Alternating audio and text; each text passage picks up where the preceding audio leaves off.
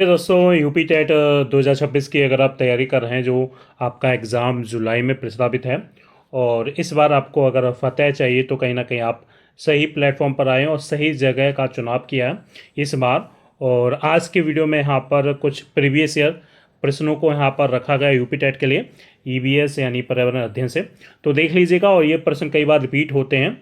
हर बार UP TET में एक या दो यूपी टेट का एग्ज़ाम छोड़कर ये प्रश्न वहाँ पर मिलते हैं। तो चलिए, यहाँ पर पहला क्लास और प्रश्न संख्या दूसरा, उसके बाद पहला, क्योंकि इस चैनल के माध्यम से कुछ आपको यहाँ पर अजीब तरीके से प्रश्न मिलेंगे, लेकिन वही प्रश्न रखे जाएंगे जो परीक्षा में आपको देखने को मिलेंगे। तो चलिए, पहला प्रश्न आपके सामने है, किस देश के संविधान से मौलिक कर्तव्यों को लिया गया।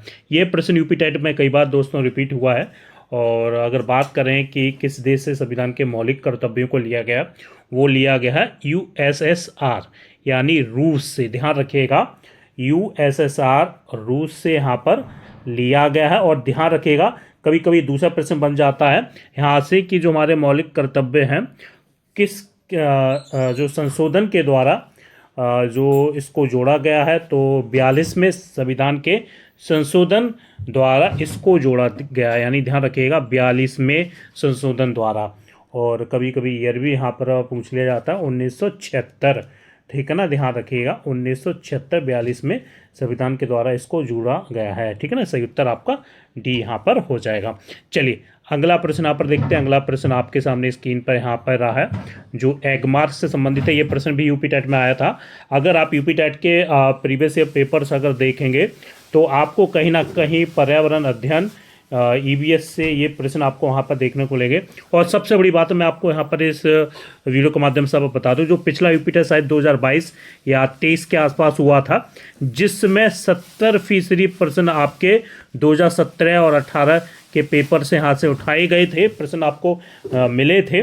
तो यूपी टेट में जो लगभग 2011 से लेकर अभी तक हुआ है, तो मानकर चलिएगा कि आपको आधे ज़्यादा प्रश्न देखने को मिलेंगे, तो उनको पहले तैयार करना। तो देखिए, यहाँ पर एगमार्क का संबंध किससे, तो सभी जानते, काफ़ी आसान प्रश्न था, गुणवत्ता से जो एगमार्क का संबंध यहाँ पर होता है। चलिए, अगला यहाँ पर देख लेते हैं। तो यहाँ पर दोस्तों अगला प्रश्न आपके सामने है। यहाँ पर अगर आप देखेंगे तो यहाँ पर इसको कट कर दीजिएगा, एक इकोसिस्टम में ऊर्जा का मुख्य स्रोत क्या है। देखिए, ध्यान से यहाँ पर बात करी जा रही है। तो सबसे बड़ा पृथ्वी पर ऊर्जा का प्राथमिक और सबसे बड़ा स्रोत जिसको माना जाता है, वो सभी जानते हैं, सूर्य के प्रकाश को माना जाता है। तो यहाँ पर राइट आंसर आपका हो जाएगा, ये आपको ध्यान में रखना है। ठीक है ना। और अगर हम आरएनए की बात करें, तो ये जो आपका जो संबंधित है प्रोटीन संश्लेषण में ये मदद करता है। डीएनए की बात करें तो अनुवंशिक से ये संबंधित है, डीएनए टेस्ट आपने सुना होगा। और एटीपी की अगर बात करें तो ये कोशिका की ऊर्जा मुद्रा है, यानी इसको बोला जाता है। तो राइट आंसर यहाँ पर हो जाएगा बी, यहाँ पर चले जाएंगे। चलिए, अगला प्रश्न आपके सामने थोड़ा सा यहाँ पर कर लेते हैं ताकि आपको दिख जाए। देखिए, यहाँ पर पूछा जा रहा है प्रश्न में, वन्य जीव सुरक्षा अधिनियम, वाइल्ड लाइफ प्रोटेक्शन है। पहली बात, वन्य जीव सुरक्षा अधिनियम यानी वन में रहने वाले जीवों की सुरक्षा के लिए एक एक्ट पारित किया गया था। वो कब पारित किया गया था, हम सभी जानते हैं, वो पारित किया गया था 1972 में। ध्यान रखिएगा, 1972 में ये एक्ट पारित किया गया था। और यानी जो वनों में रहने वाले जीवों के संरक्षण के लिए, और कुछ ऐसे व्यापार भी हैं जिनको रोकने के लिए। ठीक है ना, ध्यान रखिएगा।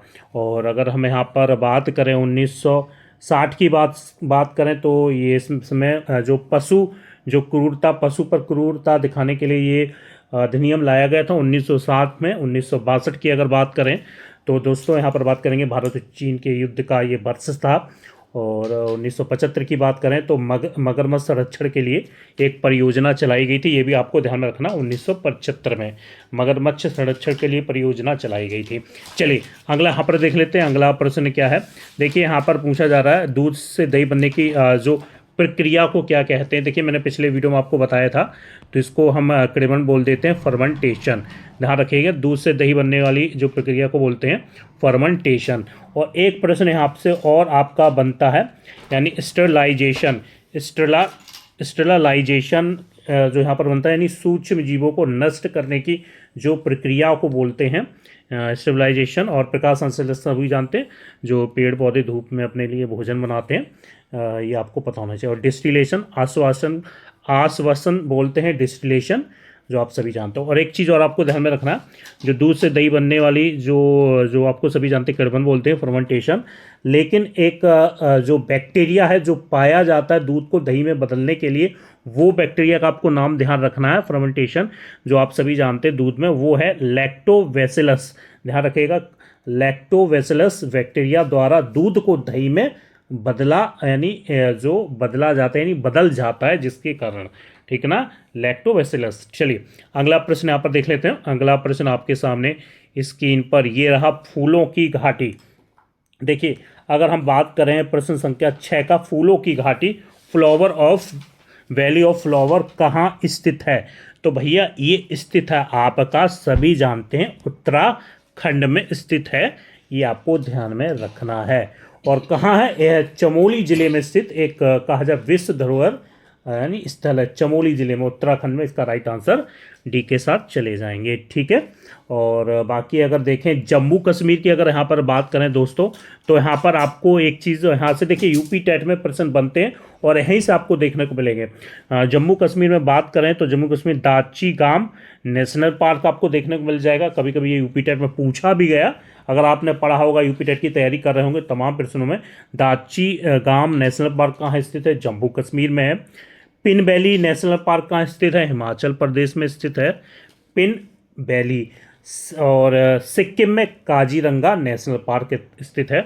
और जो आपका बिल्कुल सही आंसर है उत्तराखंड है, जिसमें फूलों की घाटी, वैली ऑफ फ्लावर स्थित है।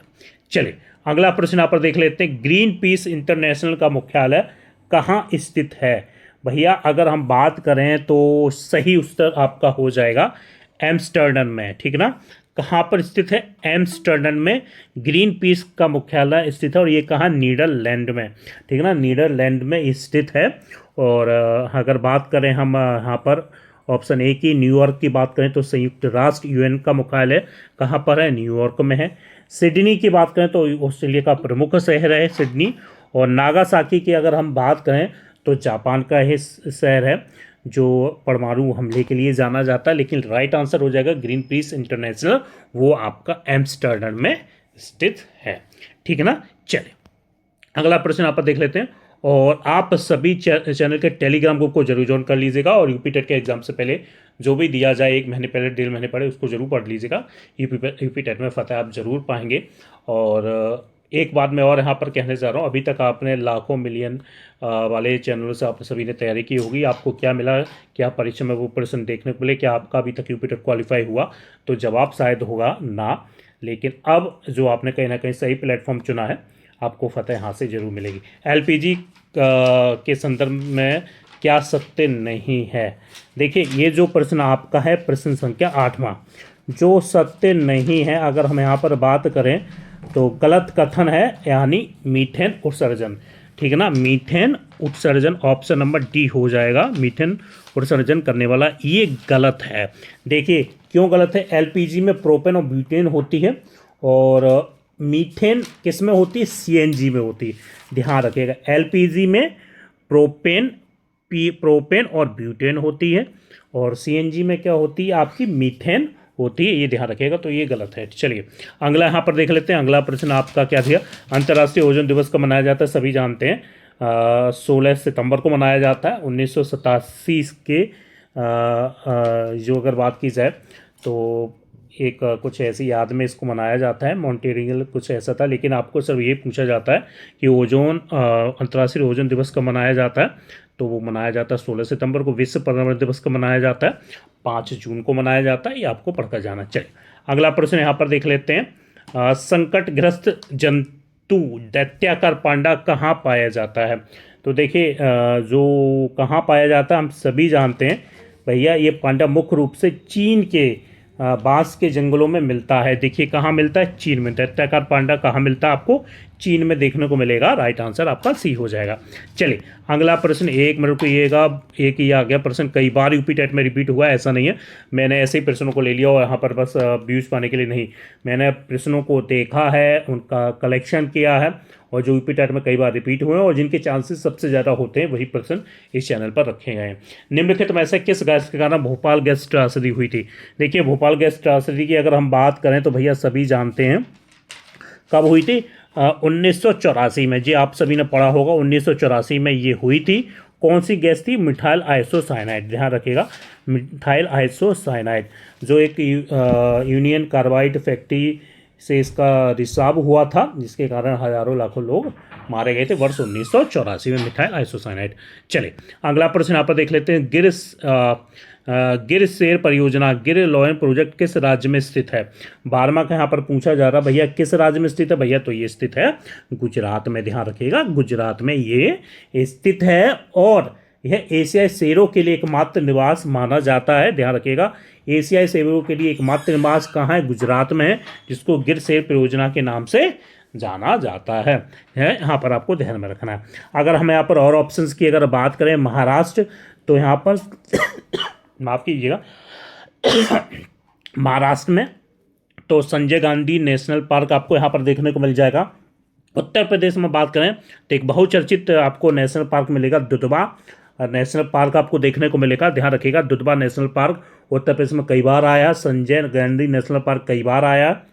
मध्य प्रदेश की बात करें तो टाइगर स्टेट किसे कहा जाता है? मध्य प्रदेश को टाइगर स्टेट कहा जाता है। राइट आंसर आपका ए हो जाएगा।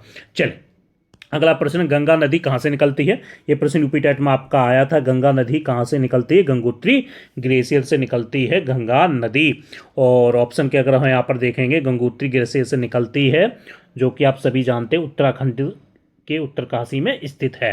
अगला यहाँ पर है, पूछा जा रहा है आपके सामने, तिब्बत की सांगो नदी भारत में किस नाम से जानी जाती है? भैया अगर हम बात करें 14वें प्रश्न का, तो इसका राइट आंसर हो जाएगा ब्रह्मपुत्र।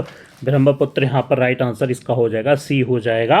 और अरुणाचल प्रदेश में प्रवेश करते हुए इसे यानी जो फिर ब्रह्मपुत्र के नाम से कहते हैं, ये आपको ध्यान रखना, सिर्फ इतना रखना है। तिब्बत सांगो कहाँ से? ब्रह्मपुत्र से यहाँ पर हो जाएगा, ठीक है ना।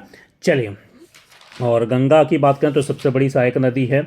और यमुना की अगर बात करें तो सभी आप जानते हैं गंगा की सबसे बड़ी नदी है। और गंगा बांग्लादेश में इसे पद्मा के नाम से जाना जाता है गंगा को। यमुना गंगा की सहायक नदी है। और सिंधु की अगर बात करें तो ये लद्दाख से होकर बहती है। तो कुछ ये चीज़ें हैं आपको ध्यान में रखनी है। चलिए अगला प्रश्न देख लेते हैं, और आज के वीडियो का आखिरी प्रश्न है। तो चलिए आज के वीडियो का आखिरी प्रश्न को क्या दिया गया है आज? तो यहाँ पर दिया गया है, खाद्य श्रृंखला में सबसे उच्च, माफ़ कीजिएगा, यहाँ पर दिया गया है घास भूमि क्षेत्र के पारितंत्र की खाद्य श्रृंखला में सबसे उच्च स्तर के उपभोक्ता होते हैं। तो कौन से होते हैं अगर हम देखें यहाँ पर, तो राइट आंसर आपका हो जाएगा भैया बी के साथ चले जाएंगे, मांसाहारी। देखिए जो टॉप कंज्यूमर जिसको बोलते हैं, उपभोक्ता होते हैं, और जो अन्य जानवरों को खाते हैं उनको मांसाहारी बोलते हैं। अगर शाकाहारी की अगर बात करें तो सभी जानते हैं प्राथमिक उपभोक्ता इनको बोलते हैं। और जीवाणु की अगर बात करें तो ये अपघटक यानी डीकम्पोजर बोलते हैं इनको। और शाकाहारी व मांसाहारी दोनों तो फिर आप सभी जानते हैं ओमनीवोरस बोलते हैं। लेकिन राइट आंसर आपका मांसाहारी यहाँ पर हो जाएगा। घास भूमि क्षेत्र के पारितंत्र को खाद्य श्रृंखला में सबसे उच्च स्तर के उपभोक्ता, टॉप कंज्यूमर किसको बोलते हैं भैया? मांसाहारी को बोलते हैं। तो यूपी टेट के लिए कुछ सेलेक्टिव प्रश्न लिए गए थे प्रीवियस ईयर के, और यहाँ से अगर आप तमाम क्लासेस पढ़कर जाएंगे तो उम्मीद है कि परीक्षा में प्रश्न देखने को मिलेंगे। यहाँ लाखों सब्सक्राइबर या मिलियन में नहीं है, लेकिन प्रश्न आपको परीक्षा में देखने को मिलेंगे। तो जय हिंद, जय भारत।